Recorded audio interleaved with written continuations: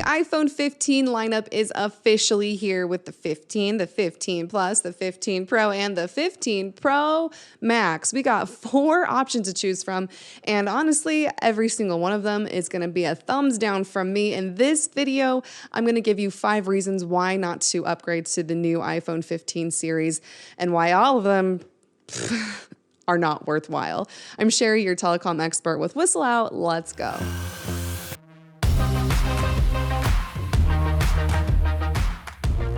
Now, before you call me a hater, I want to make you aware of the fact that I am an Apple fangirl. I have had an iPhone for a long time. All of my electronics are Apple. I like Apple products more than I should. So I am not hating for the sake of hating. These are truly 5 reasons why I don't think you should upgrade to the new iPhone 15 series, and I'm really bummed out about that fact. Back in the day, iPhone updates used to be worthwhile, and upgrading every year may have been worth it because there was a new feature that was incredible. That's just not the case these days. In fact, more often than not, it's just really cool software upgrades that you can get with the more recent devices anyway. So that brings me to my first reason why you should not upgrade to the new iPhone 15 series is software. Some of the cooler updates with the iPhone 15 series were based around software. The Island had some cool software updates that the 14 will get. Also, you had some cool photo editing capabilities that the 14 will also get when the new iOS rolls out. So, do I think you should spend some money for the 15 for a slightly better hardware? No, because it's all in the software these days, and the 15 is just a 14 Pro in new wrapping, and I'll die on that hill. Reason number 2 is cost and price. For the most part, most of the lineup costs the same as previous years. However, the Pro Max is $100 more expensive for the base model. And I don't really understand how they can do that because the 15 Pro Max is not all that special and not all that much better than the 14 Pro Max. I think Apple upped the price on the Pro Max this year to make us feel a little bit better about the cost staying the same on the lower end models and hopefully sell a little bit more of those. I think it's a mind trick, psychological warfare for capitalism. Anyway, all this to say is don't buy the 15 Pro Max. It is not worth it for that cost increase. Go with the 14 Pro Max if you really want to upgrade your device.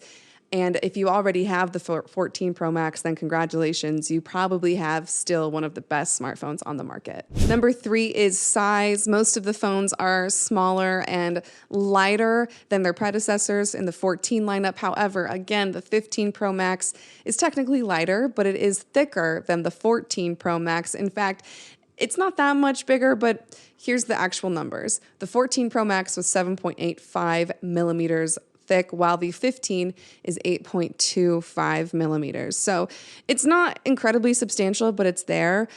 Apple can, I think, feel like get away with a thicker device because technically it is lighter because of the material they use, titanium. However, I would rather have a heavier phone and a thinner phone than a fatter phone and a lighter phone, which is the iPhone 15 Pro Max. I'm just not a fan. Reason number 4 is sustainability. Apple made a big show of greenwashing their product and their company by bringing in Mother Nature to tell her how hard they'd been working to be carbon neutral and carbon zero and recycle used metal in their devices. But if we're really trying to be green, why make 4 of the basically the same product year after year? Why not just focus on software upgrades and maybe release 1 or 2 new phones each year, not 4. That does not seem sustainable to me. Mother Nature, welcome to Apple. How is the weather getting in? And if we're really gonna toot our own horn about sustainability, let's not go too far in being part of the problem that you're trying to solve. So that's my take on that. The 5th reason why not to upgrade to the iPhone 15 is the action button.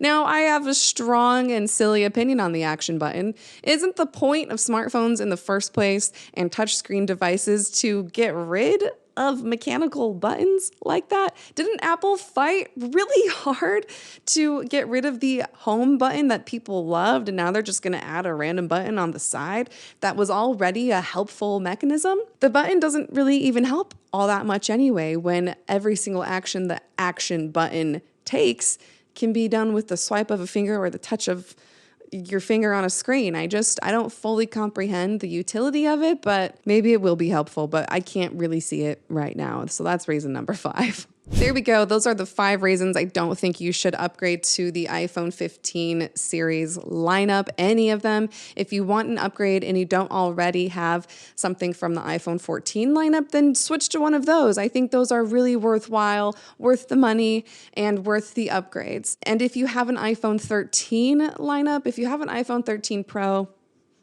like myself, I think you should stick with it. I don't think the 14 is worth it. I don't think the 15 is worth it.